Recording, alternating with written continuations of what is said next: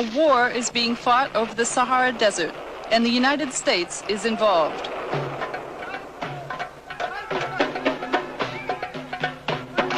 American weapons are taking their toll.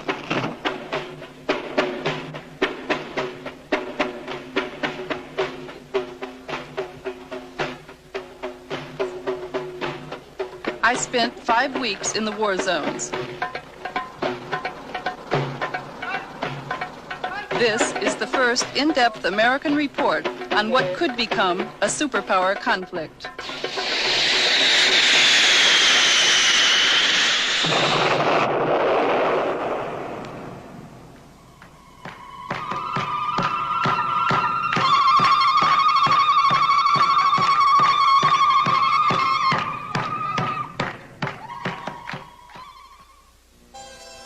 This program is made possible by a grant from the Independent Documentary Fund, which is supported by the National Endowment for the Arts, the Ford Foundation, the Program Fund of the Corporation for Public Broadcasting, and by public television stations, and by additional grants from the Corporation for Public Broadcasting, the Samuel Rubin Foundation, the William and Mary Grieve Foundation, and by the Albert Kunstadter Family Foundation.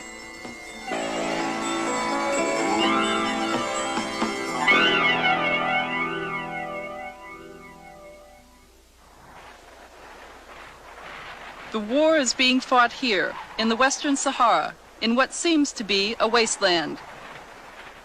But to the people involved in the war, it's a land worth fighting for. The Western Sahara, a desert nation the size of Colorado, is located on the west coast of Africa. It's the site of one of the world's largest deposits of phosphate and could have substantial untapped reserves of petroleum and iron ore. For these and other reasons, neighboring Morocco is occupying the Western Sahara, claiming it as part of Morocco's ancient empire. The Sahrawis, the indigenous people of the Western Sahara, are fighting against Morocco for their independence. Their small, desert guerrilla army is pitted against Morocco's modern, well-equipped armed forces.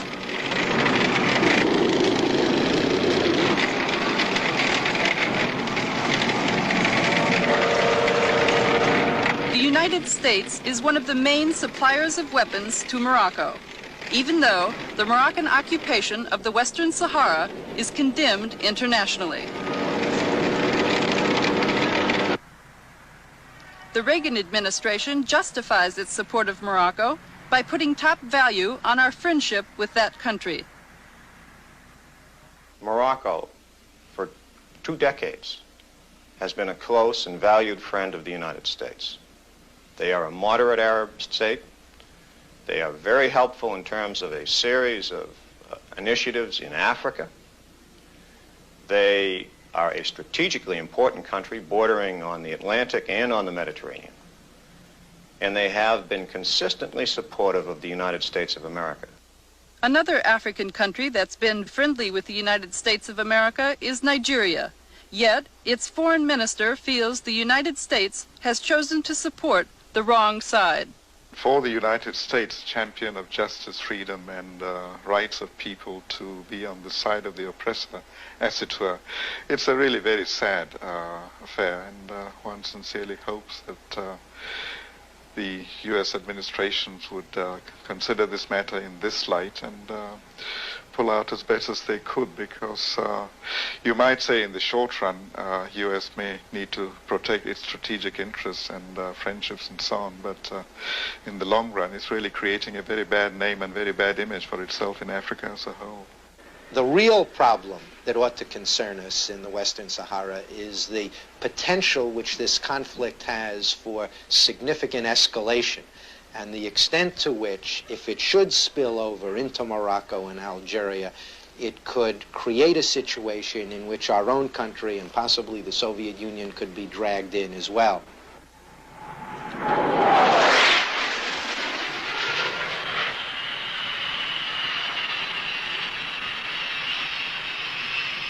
What today could become a superpower conflict started out as a simple regional struggle. The Western Sahara had been a colony of Spain since the end of the 19th century. But like the other people of Africa, the Sahrawis wanted to be free. So in 1973, the people of the Sahara began a war of independence against the Spanish colonialists. Their liberation movement was called the Polisario Front. After 2 years of battle with the Polisario, the Spanish decided to pull out. At the time that the Spaniards disengaged, they had an inalienable legal obligation to give the people of that territory, as a territory, the right to make a decision as to what their future government was going to be. That's the way it was done everywhere else. Why not in the Western Sahara? The people of Western Sahara never had that right. Instead of granting the Sahrawi people the right to choose their own government, the Spanish divided the Western Sahara into two and gave it away, the upper 2/3 to Morocco and the bottom third to Mauritania.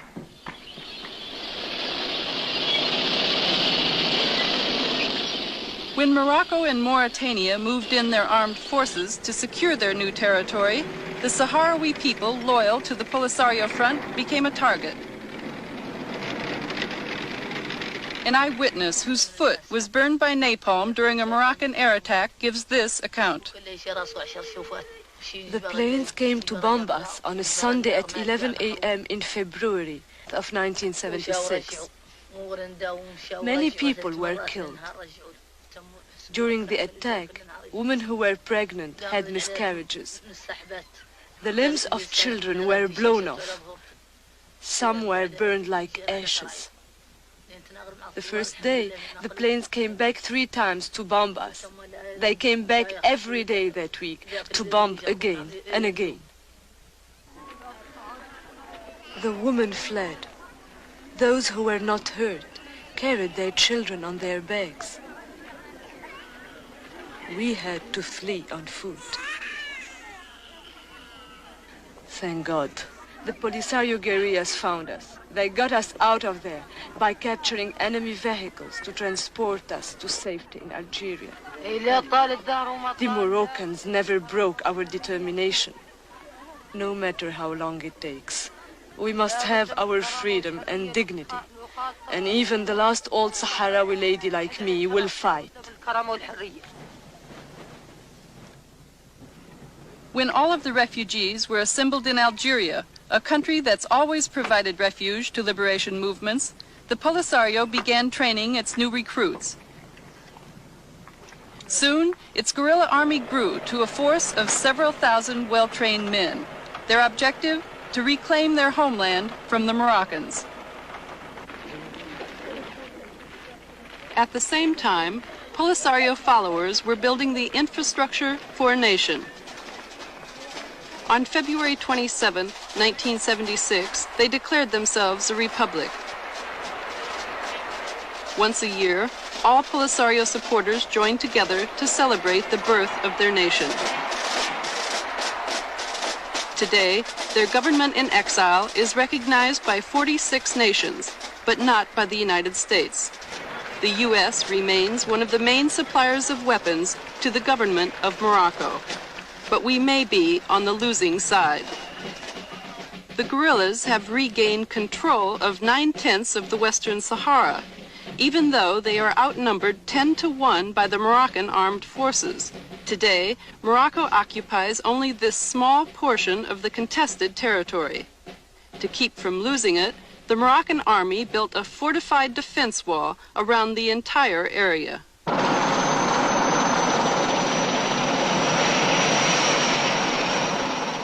I was airlifted to Morocco's front lines by Army helicopter. Ras Al Hamra has been the site of several major battles because this is where the defense wall begins. Being the first American journalist to report on this war, I received the full cooperation of the Moroccan government. During a 10-day tour of the war zones, I would visit nearly every major Moroccan military base and outpost in southern Morocco and the Western Sahara. Heavily armed Moroccan soldiers provided protection for me the entire time I was there.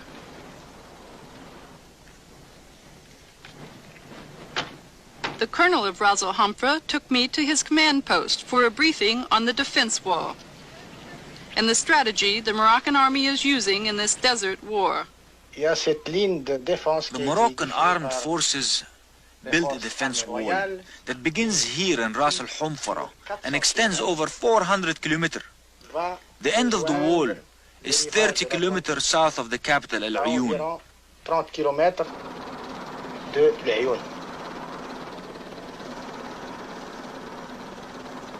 It's impossible for the enemy to penetrate the defense wall.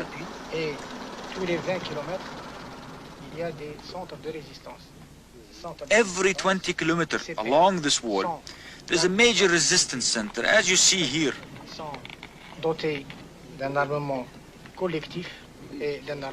The soldiers have collective as well as individual weapons. The wall itself is defended by mines, barbed wires, and trenches. We also have radar surveillance over the entire area, which allows us to detect personnel and vehicles within a 60-kilometer radius. Information from the radar is available to our light armored intervention forces situated 10 to 15 kilometers behind each resistance center. These intervention forces rush to the aid of the men at the wall in case of attack. Although the wall area appears to be heavily fortified, Moroccan military officers claim they need even more weapons to fight the war effectively. The colonel at Zag, one of the most important military bases in southern Morocco, gave me his views. The Sahara is a vast country. To control all of it, you need an army the size of the Chinese army. Is there any kind of weapons that you need to fight the kind of war you have with the Polisario? Indeed, we are patiently waiting to receive American weapons, because our neighbors are armed to the teeth by the Soviets. The military was very disappointed because we did not receive the weapons Morocco had wanted and asked for. After all, we are the traditional allies and friends of the Western world and the United States. The colonel made it clear that there is hostility here on the Moroccan front towards the United States because Morocco's first request for military assistance was met with reluctance. Around the times that the arms package was being considered in the United States, there were reports of low morale in the Moroccan army. During the Carter administration, the morale was low indeed. Why?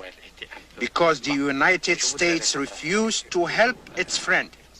Morocco is one of the friends of the U.S., and Carter always turned his back on us. In 1979, the king himself raised the complaint that the United States was letting down its friends. His complaint came in the midst of intense lobbying by Morocco for U.S. military assistance. I think the United States are now still shocked by the Vietnam War. And they not make the difference between an intervention from United States and the help from United States to their friends. The king's request for military assistance created a policy debate at the White House. The president's national security advisor, Zbigniew Brzezinski, urged the Carter administration to sell the king the weapons he was asking for. Morocco is a moderate Arab state that by and large has been quite decent in respect to the Arab-Israeli dispute and has exercised a moderating influence on other Arab attitudes. It certainly, I believe, is in our interest for the Arab world to become more moderate, more accommodating. And we can only achieve that if we stand fast when our friends get into a jam, even if they get into that jam of their own making, which perhaps was the case here. But once they're in a jam, you don't point your finger and say, well, you shouldn't have gotten into a jam, and we're going to watch you sink. You help them. Did you support the policy of allowing Morocco to use U.S. weapons in the Western Sahara, outside their internationally recognized borders? I was deeply supportive of the human rights policy of non-proliferation and so forth, But I did not feel that in the circumstances of the real world in which we found ourselves, we could simply afford to let our friends down when they are confronting genuine security problems. This doesn't mean that I felt that Morocco was right in every respect in its policy towards the so-called Polisario. But I did feel that, on balance, we had to stand by Morocco, we had to be helpful, and we had to be helpful in a tangible and meaningful way. On January 24, 1980, the policy debate ended in a victory for King Hassan II. President Carter approved the sale of a large package of counterinsurgency weapons for use in the war in the Western Sahara. Critics of the decision charged that United States weapons would escalate the conflict. But according to the President's Moroccan ambassador, the aim of the weapons was to bring King Hassan to the negotiating table. The presidential policy was based upon the conviction that negotiations were the best avenue to peace and stability in Northwest Africa, and that the best way to ensure negotiations and to ensure that the king would come to the bargaining table was to strengthen his hand. What really counted was the fact that the United States was willing to support the policy of strengthening him so that he could negotiate. He felt a great deal more reassurance to have the United States understanding of his position. The arms sales to Morocco included 20 F-5 fighters. Total cost, $170 million.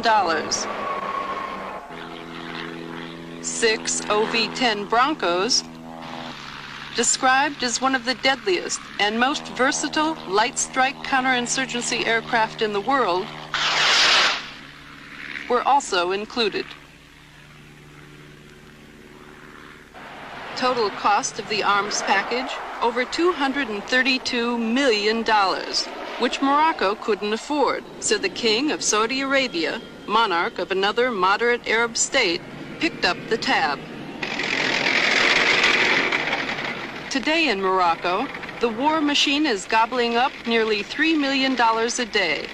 Morocco spends more per capita on military expenditures than it does on education or health care. Many have blamed the war for Morocco's inflation rate and rising food costs. Morocco is in severe economic difficulty.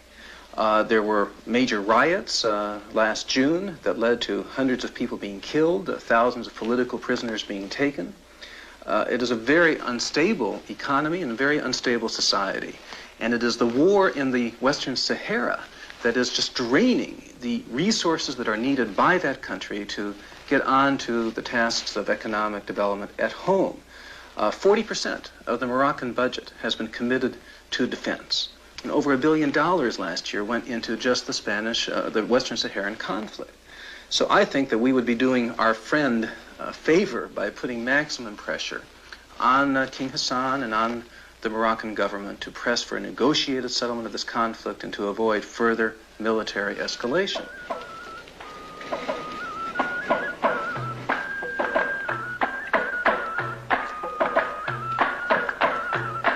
This is the Moroccan town of Tantan.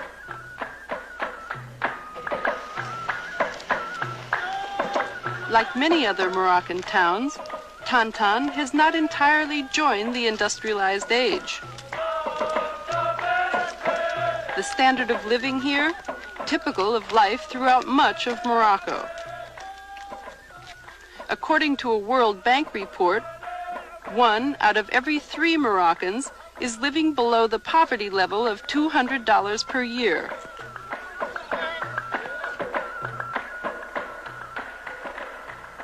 (72% of Moroccans are illiterate.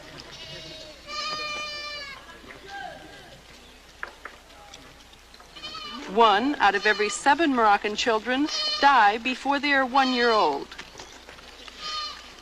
Life expectancy here, only 56 years, compared to 73 years in the United States.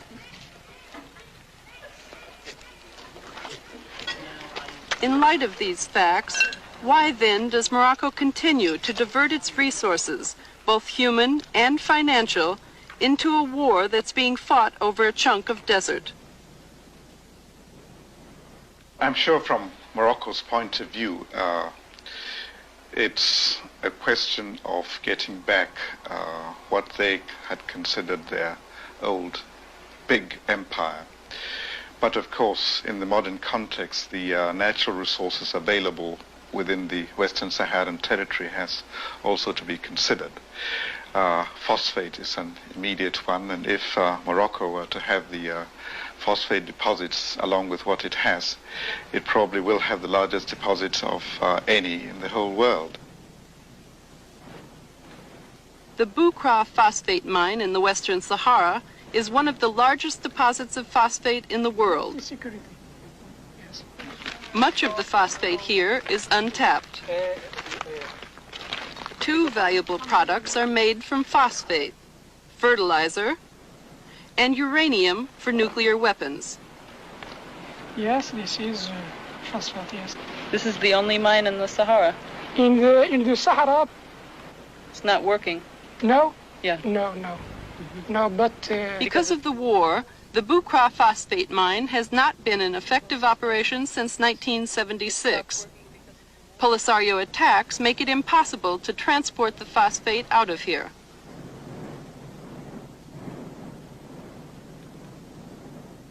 The phosphate used to be shipped via this conveyor belt, the longest in the world. It stretches 66 miles, all the way to the Atlantic Ocean. Because the conveyor belt has been inactive for so long, drifting desert sands have covered it completely in some places. Here in the desert, the primary concern to Morocco is Polisario attacks. But in the occupied cities of the Western Sahara, Morocco has a different concern: the allegiance of the Sahrawis living here.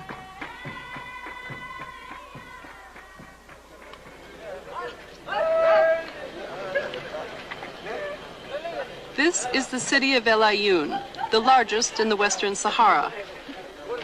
In an effort to win the loyalty of the Sahrawis living here, the Moroccan government has pumped millions of dollars into the city and surrounding provinces. A Moroccan official describes one way in which that money was spent. The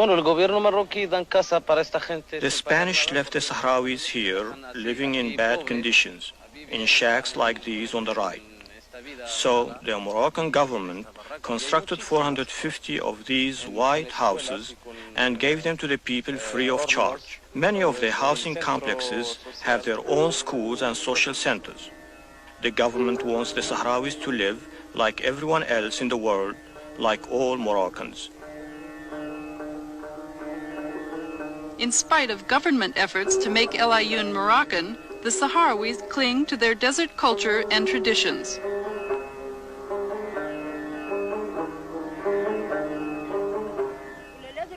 To find out the attitudes of Sahrawis in El Ayoun, I conducted random street interviews. Everything that was said had to pass through this man from Morocco's Ministry of Information. Later, when I checked the accuracy of his translations, I found that he was distorting both my questions and their answers. Would you ask him if he thinks that the war has split the Sahrawi people and if he would like to see there be a reunion of the people? قالت لك انت ضرك تشوف على ان اهل سكان الصحراء المغربيه منهم شبه الناس الشرقيين ياك قالت لك يا كانك تبغي هاي الناس تجتمع في بلد واحد وما تبقى هذه الحرب خالقه احنا نبغى لا الهنا احنا الجره ما نبغوها نبغى لا الهنا Bueno, dice que no queréis guerra y que quieren nada más que la paz y toda la gente vive junto aquí. Que no quiere guerra. Ask him his feelings about the war between the Polisario and the Morocco. قالت لك هذه الصيدة قالت لك تظهر لك في هاي الحرب اللي عدوا علينا هاو الناس الشرقيين كانها معقولة ولا ما هي معقولة؟ قالت لك تظهر لك في اللي عدلوا كانوا زين ولا ما هو زين؟ كلها زين وعندك ما نعرف لهمش ما عندنا هم فلوسهم. احنا عندنا ما هو زين وهم ما نعرف لهمش. Dice que, bueno, dice, primeramente dice que no sabe nada. Después dice, bueno, eso es cosa no es buena para nosotros. Why isn't it a good thing? قال لك علاه في نظرك انت اللي يعدلوا الناس ما هو زين. قال لك علاه في نظرك انت اللي يعدلوا الناس ما هو زين. نظر يعني انه ما هو زين بنادم يهرب عن ترابه ويخليها ما هي زين. Dice que no es bueno porque ellos marchan lo cogen los de Algeria desde aquí, de su tierra, y le quedan ahí, que no es bueno, y viene para matar a sus hermanos o sus hijos, que no es lógico.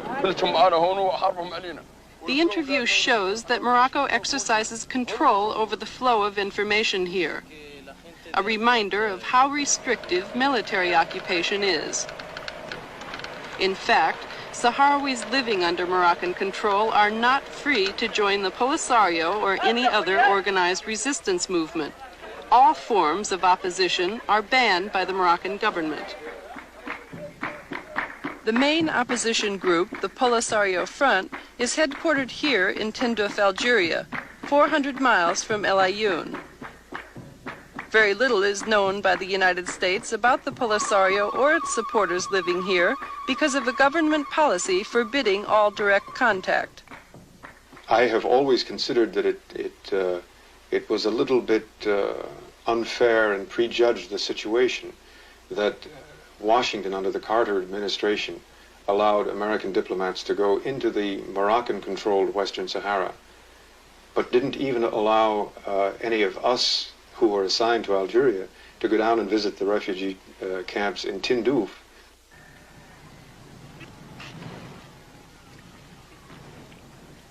These are the Polisario camps. The part of Algeria where the Polisario supporters live is known as no man's land, a difficult place even for Sahrawis who are accustomed to desert life. I am one of the few Americans to visit or film here.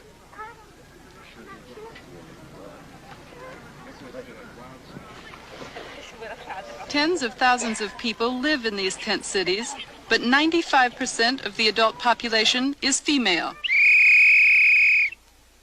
The men are off fighting in the war. During the week I spent here while waiting to go into the war zones, I had a chance to learn about Sahrawi culture. The women enjoyed showing me the traditional Sahrawi hairdo and dress. It was a way of getting them to open up, to share information with me about how the war is changing their lives.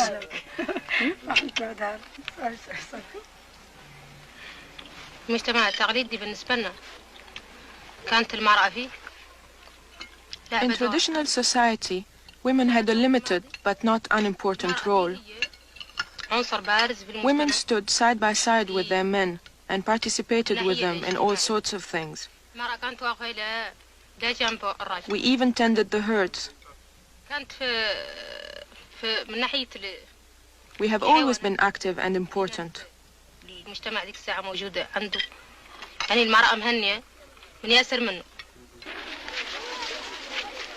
The most important thing we're doing now is to teach our children to be conscious of their role in reclaiming our homeland and to prepare them to take their share of the responsibility in facing the future. They are our future.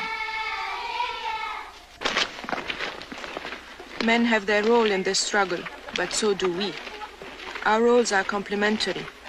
The man is out in the battlefield facing the enemy, while we women are here in the camps, taking charge of the rear bases. In case of an attack by the Moroccans, the women are responsible for defending themselves and the children, so each woman receives 1 year of basic military training. One of the women instructors explains the threat they live under. Like all colonialists, Morocco wants to control and exploit our country and its wealth. But the Moroccans are convinced that as long as one Sahrawi is alive, they can't achieve this goal. Therefore, their objective is to exterminate all the population of the Western Sahara.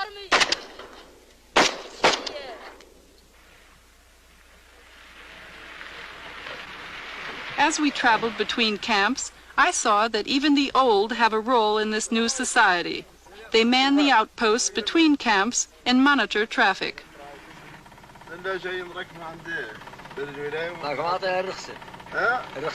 The elders are respected today just as they were in nomadic times.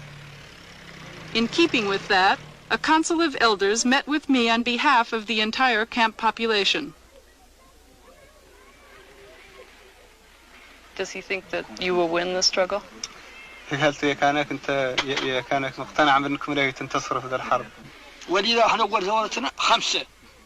Yes, I'm sure we will win. We will win because all of the Sahrawi people are involved in the struggle for freedom now. When our revolution started, there were only 5 of us. Just 5. But we are united now, and that is why we will win. Tell her to tell the press of the world that when we send our sons to the battlefield, it's part of our tradition for their mothers and fathers to tell them, don't come back. Die fighting for your country and for your freedom. We aren't afraid of death. A man who's afraid to fight has no reason to come back. Come back for what?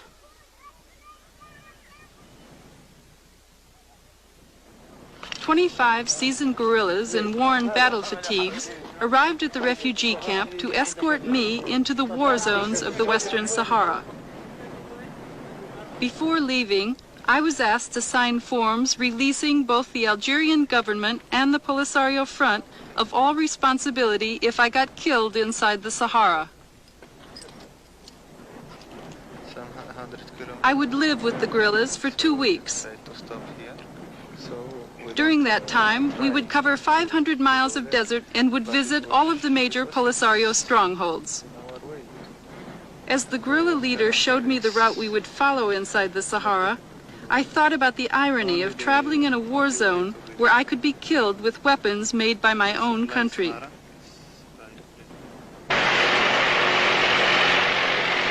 Our caravan of 5 Land Rovers sped toward the war zones at neck-breaking speeds. During the day, temperatures would reach as high as 135, but at the early morning hour we left, the temperature was only 40 degrees, and the wind was strong. It was cold. There was nothing for protection. Even the windshields had been broken out, so Moroccan planes flying overhead couldn't see the glare. Mahabes, our first destination, was a hub of nomadic trading activity in the Western Sahara before the war began. But that isn't the case now. Like all of the Western Sahara cities controlled by the Polisario, Mahabes is a ghost town.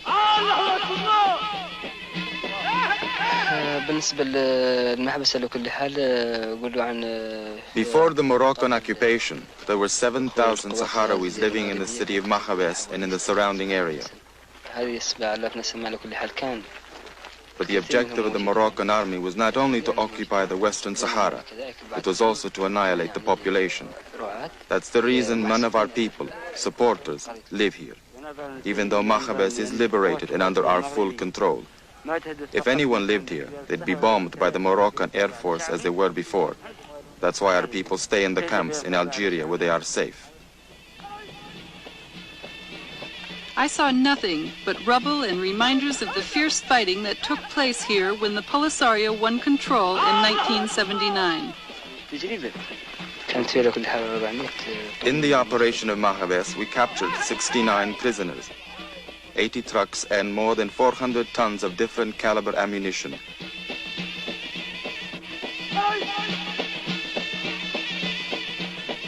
During the attack, our troops killed more than 600 Moroccans, 1/2 the total number of Moroccan troops stationed at the garrison.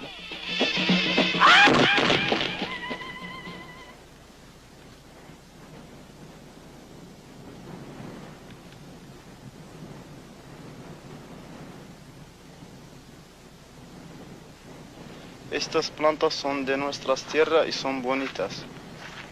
This is our land, and these are our flowers. They are beautiful.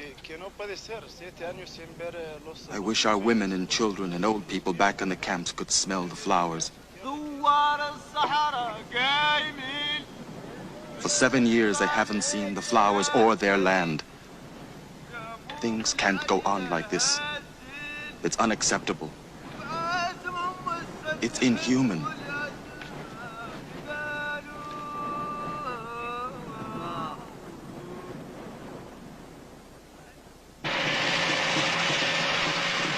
On the next leg of our journey, we cross the border into Morocco itself, where the guerrillas occupy a former Moroccan military base. I wondered how safe it is to be on Moroccan soil with nothing for protection except 25 guerrillas armed with automatic Kalashnikov Soviet rifles. From what I observed, the guerrillas weren't concerned at all. In fact, when we came across an abandoned Moroccan tank, they stopped to strip it down.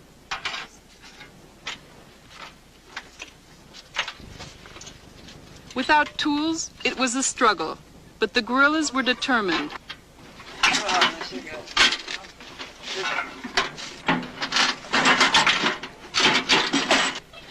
They have to be. This is how they survive. By utilizing everything the Moroccans leave behind.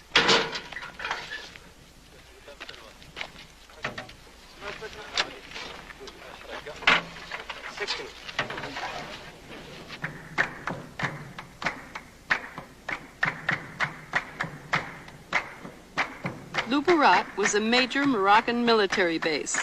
From it, Morocco attacked key towns and Polisario positions within the Western Sahara.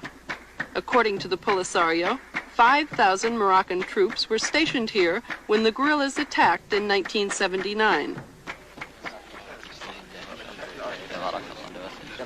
Some of the guerrillas who participated in the Battle of Luberat met us at the garrison and explained how they defeated the Moroccan army.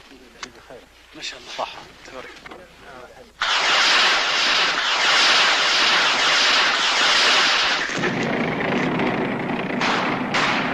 Polisario launched its surprise attack before the sun rose.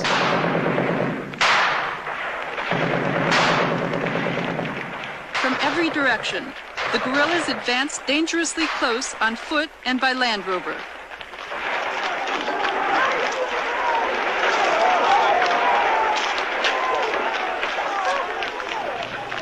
During the 2-hour Battle of Luberat, Morocco's sophisticated weaponry proved to be no match for the Polisario's guerrilla tactics.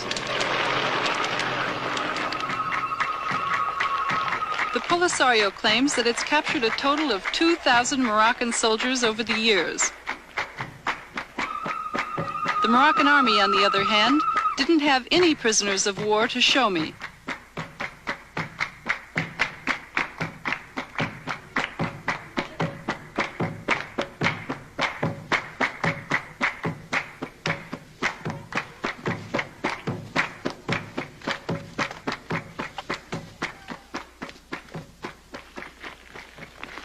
At an undisclosed site in the desert, the Polisario allowed me to meet with hundreds of Moroccan soldiers they're holding as prisoners.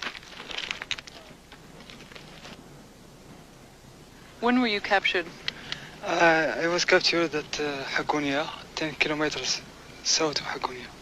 And where's Hagunia? Hagunia is in the Sahara. And you're a Moroccan? Yes, of course. Why were you fighting in the war? Why were you fighting against the Sahrawis? Because I am a soldier. I don't have the choice. Do you think Morocco will win the war? Do you think Morocco will win the war? I don't think, because this war is a war of independence, and the Sahrawis will have their independence. Do you wish the war would end? Yes, of course. I'm sorry for my family. Why? Because I threw my family, now my wife have 40 children on the arms, and she can't be married, she can't live, she can't do anything. Do you think peace will come? Do you think the Sahrawis and the Moroccans can be at peace with one another? I hope that the Moroccan and Sahrawis sit around the table and discuss for this problem, and the Sahrawis can have their independence. Seeing the evidence of Polisario victories made me think that this is a war that can be won by the guerrillas. That conclusion is contradictory to the Pentagon's assessment. I cannot see how the Polisario can hope to win this war, nor can I see how Morocco can hope to win the war. This is, as long as Algeria is a sanctuary for the Polisario, and as long as Morocco is 50 times the size of the Polisario, neither side can hope to win the war militarily. Mr. West has never been to the Polisario side. The two fact-finding missions he led in 1981 spent time only with the Moroccan armed forces. Therefore, it's not surprising that he seems to underestimate the capability and determination of the Polisario to win.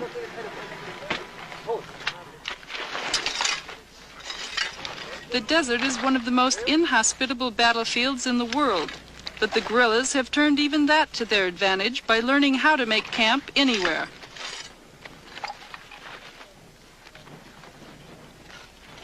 The guerrillas have a saying that a man alone in the desert is a dead man. So everyone pitches in. Food and water are scarce here. We carried only enough water for drinking. It was carefully rationed, even though it looked and tasted just like gasoline. When the goat we had been carrying with us was brought out for the kill, it marked the beginning of a special occasion. In keeping with Islamic tradition, the soldiers slit the goat's throat from west to east. Every part of the goat was carved up, either to be eaten or to be utilized. Fighters out in the field make do with an occasional piece of dried camel meat. So our cooked goat stew drew all of the local guerrillas out of hiding.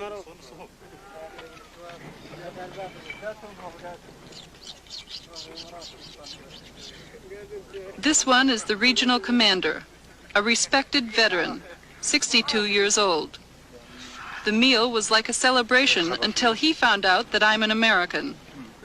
The U.S. government had just delivered some OV-10 reconnaissance planes to the Moroccans, so the commander took out his anger on me. You may be able to swallow our food, but I know you can't digest it. We know what the Americans are giving to Morocco. The United States should be supporting us. You fought your own revolution, just as we are doing now. The old fighter embarrassed the younger guerrillas. He was exposing too much of his real feelings and theirs too. They were hesitant to translate his words. My sons, tell her exactly what I am saying. She must know the truth. Somos americanos.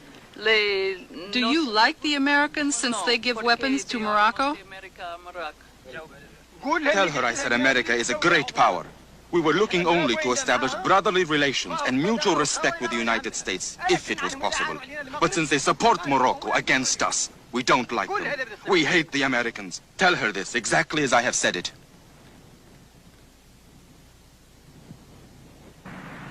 If the message has reached Washington that we are making enemies out of the Sahrawi people, it hasn't had much impact. Rather than decreasing military assistance to Morocco, the United States government is increasing it, even though official government policy is one of neutrality. One of the major differences in foreign policy between the Reagan administration and the Carter administration is the approach towards arms sales. The Reagan administration has adopted a much more permissive policy on arms sales. The Carter administration emphasized restraints. In the case of Morocco, the Carter administration sought to link the provision of arms to movement towards political negotiations involving the Western Sahara War. The Reagan administration has dropped that explicit linkage.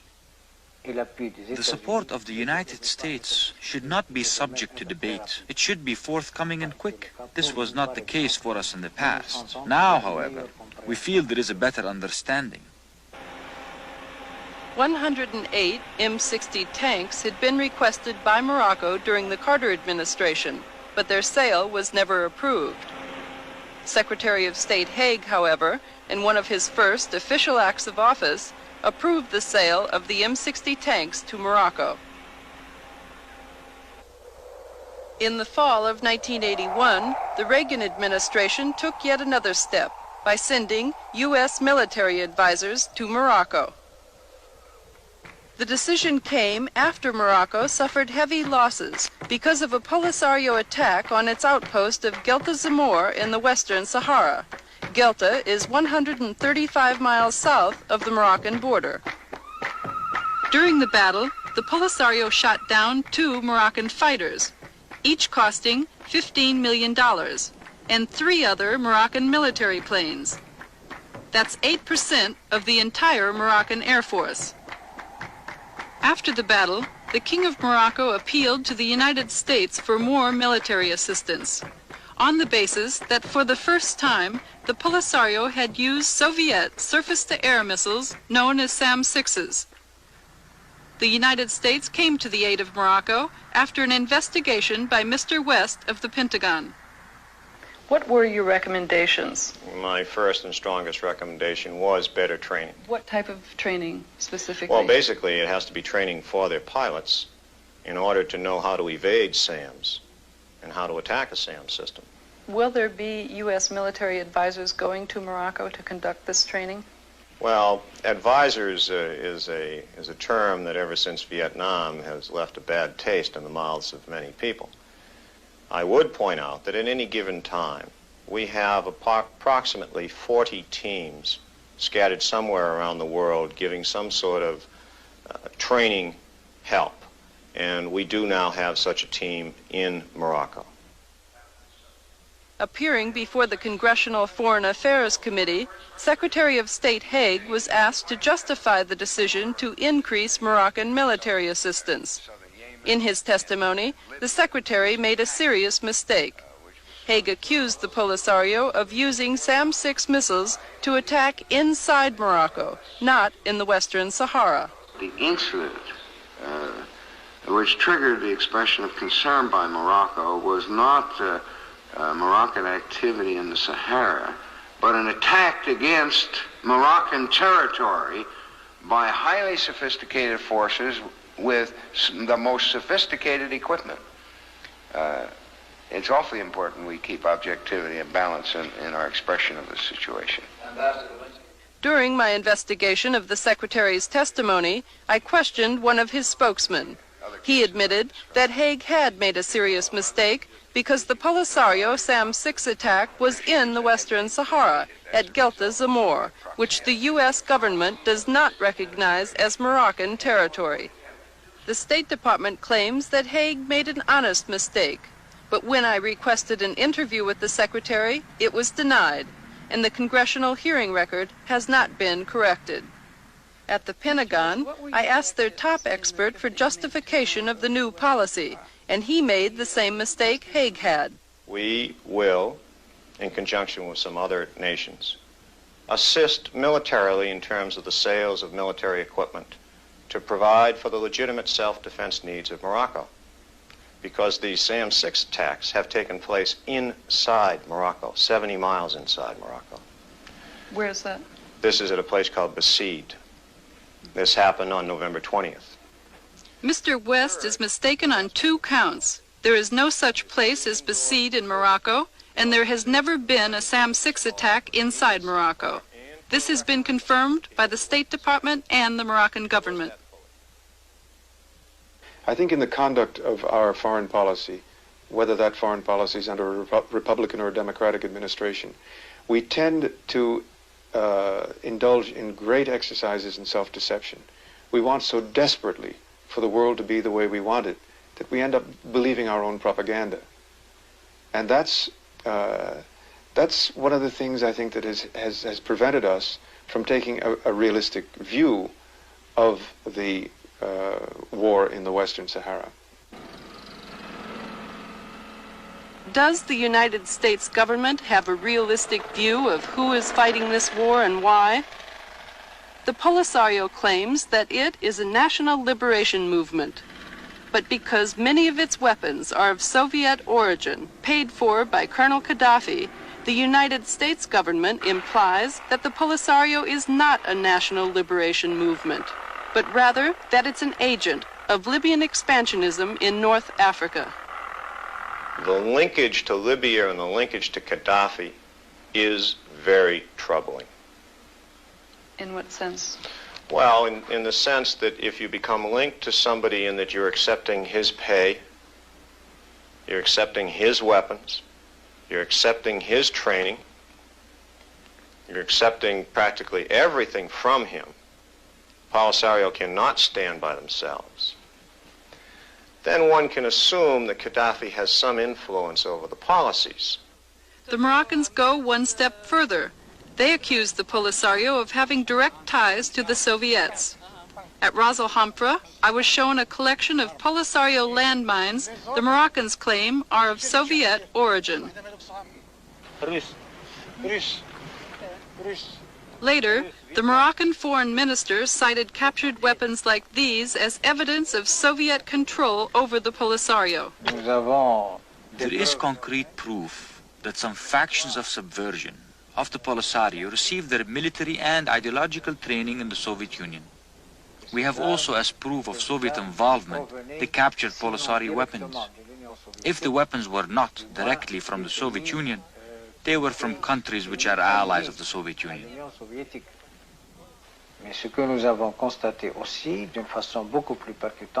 What we have witnessed also, which is more worrisome, is that there is a similarity between what is happening in the Moroccan Sahara today and what has happened in the Horn of Africa and in certain areas of Central and Southern Africa. I can't believe that the Moroccans who are saying that actually believe what they're saying. I think they believe that such statements would be sweet words to the ears of the present U.S. administration. And they will tell a U.S. reporter that in the hope that it will be reported to the right quarters, and they will thus get sympathy for their cause. But I'm absolutely certain there is no Soviet hand in this. This is not saying that there are not, the Polisario is not getting Soviet weapons, but they are getting it through straightforward, honest purchase and delivery by Libya, for example. And if it cannot be obtained from the West, why can't it be obtained from the Soviet Union? How will the arms race in the Western Sahara end? Does a continuing war mean even greater involvement of the United States? I would expect that as the Polisario escalates the war, we are going to supply more and more military equipment, and indeed now we're going so far as to offer training in counterinsurgency. What most concerns me is the extent to which we're now beginning to hear some talk from the administration that they are thinking of sending military advisors, presumably to help the Moroccan troops in the Western Sahara. And I think the last thing we want is another Vietnam. We are getting over what was certainly the hangover from Vietnam, which was that we had to keep our distance from all other countries in the world with the exception of Western Europe. I think we are snapping out of that. We have militarized our foreign policy. A retired admiral of the United States Navy is one of those concerned about the recent escalation of arms sales by the United States. President Reagan and his administration are exporting weapons all over the world. This year, we will be selling $15 billion worth of military weapons to countries all over the world. That's more weapons than all the countries in the world sell, including the Soviet Union. We are the world's largest exporter of weapons. One of the fundamental faults in the foreign policy of the Reagan administration, in my view, is the extent to which they seem to feel that the way to solve any problem which exists in the world is to throw arms at it. Weapons may prove to be a poor choice for solving world problems. They haven't ended the war here in the Western Sahara. And our policy of providing weapons for use in places like the Sahara is putting the United States in the position of being criticized for violating important principles of international conduct. To the extent that a superpower supplies arms to a government to help it, a friendly government to help it occupy another country which is, was, or ought to be independent under international law, it is violating both legal and moral precepts.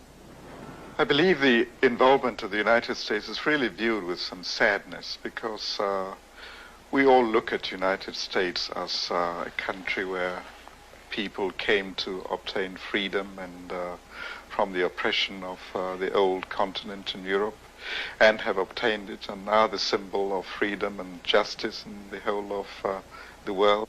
Our government and those of our allies have expressed moral revulsion at the police state tactics of Poland's oppressors. Often the United States does live up to its image as the symbol of freedom and justice in the world.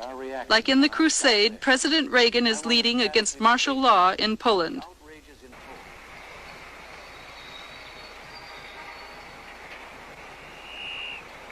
Make no mistake, their crime will cost them dearly in their future dealings with America and free peoples everywhere.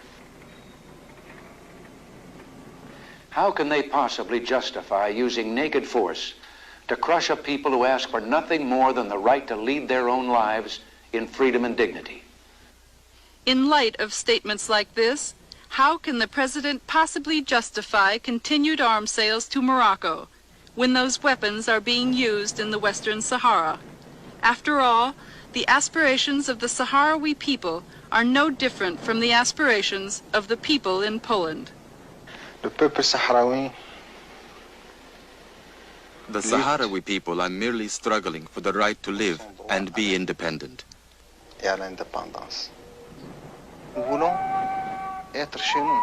We want to be at home, to live freely on our land, the land on which our ancestors have lived for thousands of years.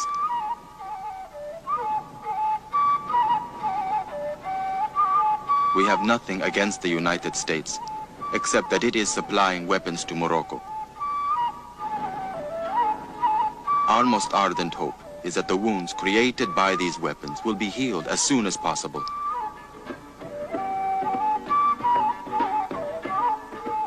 And that the Sahara and America can establish good relations.